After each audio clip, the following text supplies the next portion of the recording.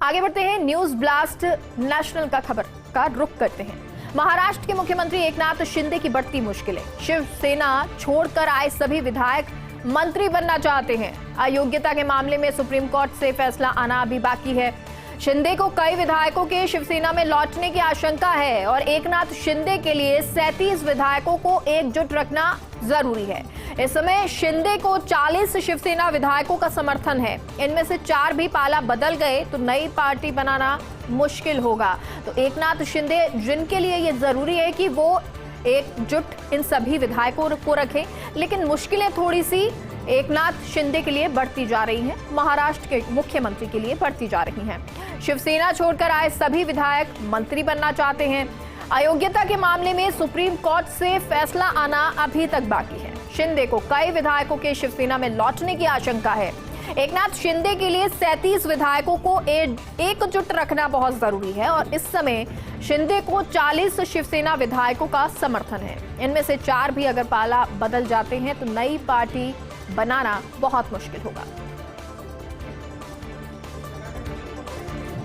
आंध्र प्रदेश के मुख्यमंत्री वाईएस जगन मोहन रेड्डी को राहत। मुख्यमंत्री बनने के 3 वर्ष बाद तेलंगाना हाई कोर्ट से ये राहत मिली है। हैदराबाद की सीबीआई कोर्ट में हाजिर होने की जरूरत नहीं है।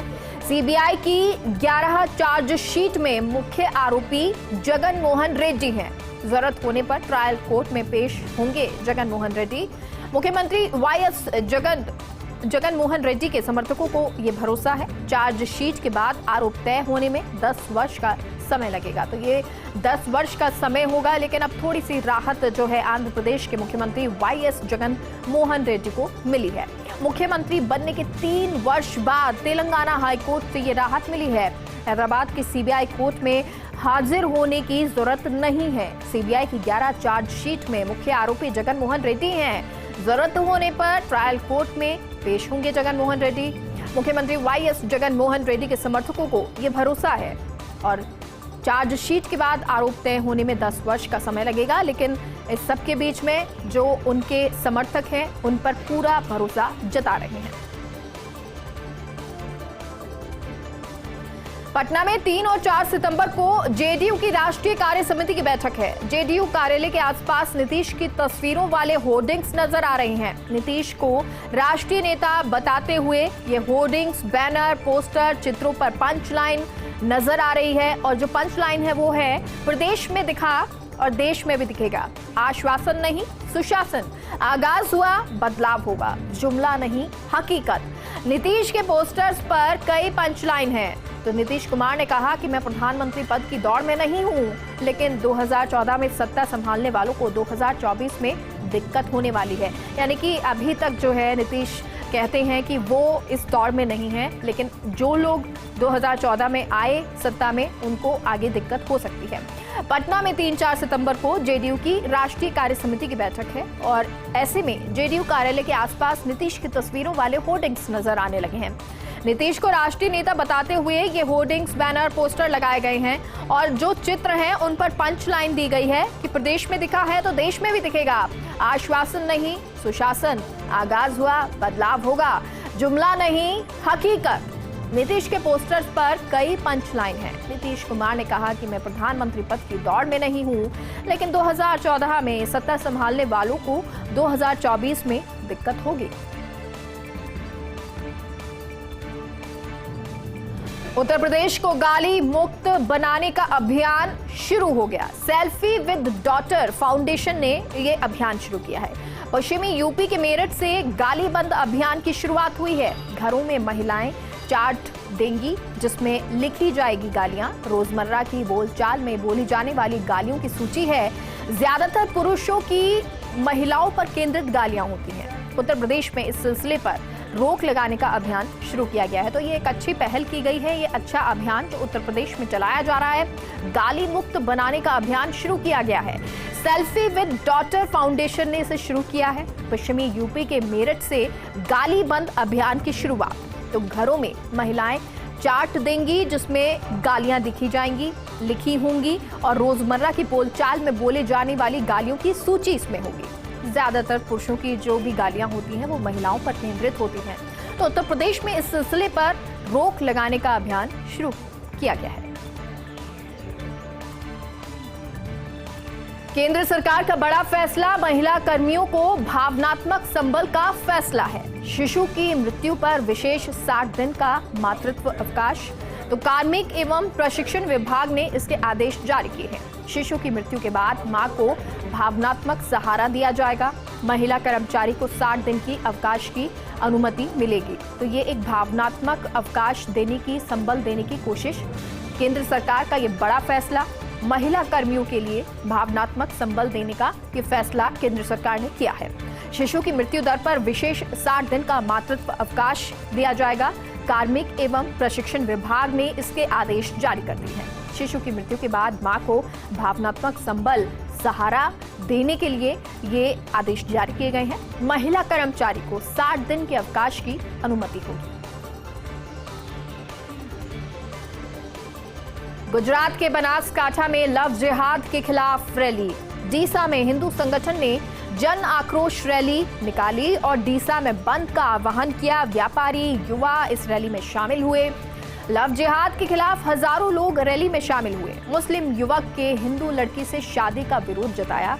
लड़की और उसकी मां का धर्म परिवर्तन कराया। लड़की के पिता ने आत्महत्या की कोशिश की। तो ये खबर जो सामने आई और उसके बाद बंद का आह्वान किया गया।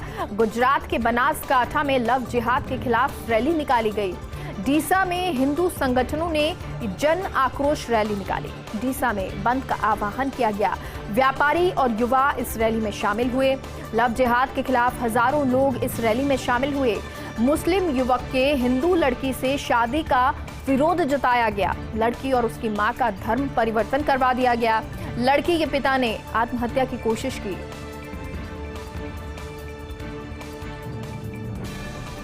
रायपुर में आरएसएस के महामंथन की तैयारी। आरएसएस की इस साल की तीसरी बड़ी बैठक रायपुर में। बैठक का आयोजन 10 से 12 सितंबर तक। तो बैठक में आरएसएस प्रमुख मोहन भागवत शिरकत करेंगे। विविध संगठनों के प्रमुख पदाधिकारी इस बैठक में हिस्सा लेंगे। अखिल भारतीय बैठक स्तर की व्यापक समन्वय बैठक प्रतिवर्ष आयोजित होती है। सर कार्यवाह दत्तात्रेय होसबोले सहित संघ के 5 सर कार्यवाह और अन्य प्रमुख पदाधिकारी इसमें सहभागी होंगे। इसमें संघ के नए एजेंडे और पुरानी योजनाओं पर सक्रियता बढ़ाने को लेकर चर्चा होगी। संघ के विभिन्न अनुषांगिक संगठनों के पदाधिकारी भी इसमें शामिल होंगे। संघ की अपनी तरह की ये पहली बैठक है जब प्रदेश में मोहन भागवत 3 दिन तक कार्य योजनाओं पर चर्चा करेंगे। तो किस तरह की कार्य योजना होनी चाहिए, कैसी जो पुरानी योजनाएं हैं उनमें और बेहतर किया जाए या नवाचार किया जाए और उसको विस्तार दिया जाए, इस पर महामंथन की तैयारी आरएसएस की है। रायपुर में ये तैयारी हो रही है। आरएसएस की साल की तीसरी बड़ी बैठक रायपुर में है और बैठक का आयोजन 10 से 12 सितंबर तक होना है। बैठक में आरएसएस प्रमुख मोहन भागवत शिरकत करेंगे। विविध संगठनों के प्रमुख पदाधिकारी इस बैठक में हिस्सा लेंगे। तो अखिल भारतीय बैठक स्तर की व्यापक समन्वय बैठक प्रतिवर्ष आयोजित होती है। सर कार्यवाह दत्तात्रेय होसबोले सहित संघ के 5 सर कार्यवाह और अन्य प्रमुख पदाधिकारी इसमें सहभागी होंगे। इसमें संघ के नए एजेंडे और पुरानी योजनाओं पर सक्रियता बढ़ाने को लेकर चर्चा होगी। संघ के विभिन्न अनुषांगिक संगठनों के पदाधिकारी भी इसमें शामिल होंगे। संघ की अपनी तरह की ये पहली बैठक है जब प्रदेश में मोहन भागवत 3 दिन तक कार्य योजनाओं पर चर्चा करेंगे। उत्तराखंड अधीनस्थ सेवा चयन आयोग की परीक्षा में धांधली। 2013 में मध्य प्रदेश के व्यापम घोटाले जैसा 200 करोड़ का घोटाला और ये उत्तराखंड का अब तक का सबसे बड़ा परीक्षा घोटाला है। लीक करने के बाद 10 से 15 लाख रुपए में प्रश्न पत्र बेचे गए। शुक्रवार तक इस घोटाले के सिलसिले में 32 लोग गिरफ्तार हो चुके हैं और इनमें एक पूर्व रसोइया, ऑटो रिक्शा चालक, बस कंडक्टर, फैक्ट्री कामगार, स्कूल शिक्षक जैसे लोग भी शामिल हैं। इस धांधली में करीब 200 लोगों को प्रश्न पत्र बेचे गए थे। मास्टरमाइंड हाकम गिरफ्तारी के बाद भाजपा से निष्कासित है। तो ये एक बड़ा घोटाला जो सामने आया है और उसके बाद बहुत सारी गिरफ्तारियां भी हुई हैं और मध्य प्रदेश का व्यापम घोटाला जो आपको याद भी होगा उसके जैसा ही ये घोटाला है। उत्तराखंड अधीनस्थ सेवा चयन आयोग की परीक्षा में धांधली हुई है। 2013 में मध्य प्रदेश के व्यापम घोटाला जैसा हुआ था, 200 करोड़ का ये घोटाला हुआ था, वैसा ही कुछ ये घोटाला है। उत्तराखंड का अब तक का ये सबसे बड़ा परीक्षा घोटाला। लीक करने के बाद 10 से 15 लाख रुपए में प्रश्न पत्र बेचे गए। शुक्रवार तक इस घोटाले के सिलसिले में 32 लोगों की गिरफ्तारी हो गई। इनमें एक पूर्व रसोइया है, ऑटो रिक्शा चालक है, बस कंडक्टर है, फैक्ट्री कामगार है, स्कूल शिक्षक जैसे लोग शामिल हैं। इस धांधली में करीब 200 लोगों को प्रश्न पत्र बेचे गए थे। मास्टरमाइंड हाकम गिरफ्तारी के बाद भाजपा से निष्कासित हो गया है। AILET 2023 exam All India Law Entrance Test की तारीख घोषित हो गई। 7 सितंबर से भरे एप्लीकेशन फॉर्म और 11 दिसंबर को एग्जाम है। National law university of Delhi की ओर से ये अधिसूचना जारी की गई है। AILET 2023 परीक्षा का आयोजन 11 दिसंबर 2022 को किया जाएगा और ये परीक्षा ऑफलाइन मोड से सुबह 11 बजे से दोपहर 12:30 बजे तक आयोजित होगी। यानी कि परीक्षा का आयोजन कब होगा ये भी बताया गया है। साथ ही परीक्षा की डेट भी आ चुकी है। All India Law Entrance Test की तारीख जो घोषित की जा चुकी है। 7 सितंबर से एप्लीकेशन फॉर्म भरे जाएंगे। 11 दिसंबर को एग्जाम होगा। National law university of Delhi की ओर से ये अधिसूचना जारी की गई है और परीक्षा का आयोजन 11 दिसंबर 2022 को किया जाना है। ये परीक्षा ऑफलाइन मोड में होगी। सुबह 11 बजे से दोपहर 12:30 बजे तक इसे आयोजित किया जाएगा। विपक्ष को एकजुट करने में नीतीश कुमार जुटे हुए हैं। बिहार सीएम नीतीश कुमार का 3 दिवसीय दिल्ली दौरा और सीएम नीतीश कुमार 5 सितंबर को शाम को दिल्ली रवाना होंगे। अपने 3 दिवसीय दिल्ली दौरे के दौरान नीतीश कुमार कई नेताओं से मुलाकात करेंगे। विपक्षी नेता को मजबूत करने के लिए कोशिश की जा रही है।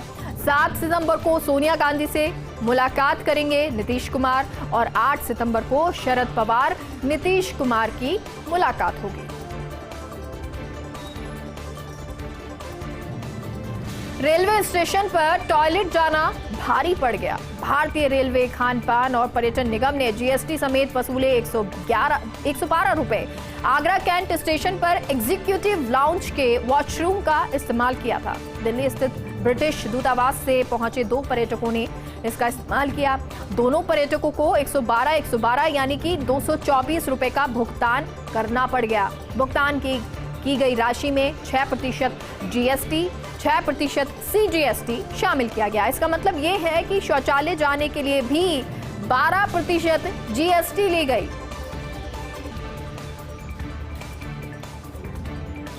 नहीं रहे तमिल सिंगर बम्बा बाकिया। बम्बा बाकिया ने 49 साल की आयु में अंतिम सांस ली। बम्बा पिछले कुछ समय से बीमार चल रहे थे। 1980 में जन्मे बम्बा ने महज 8 साल की उम्र से सिंगिंग करियर की शुरुआत की थी।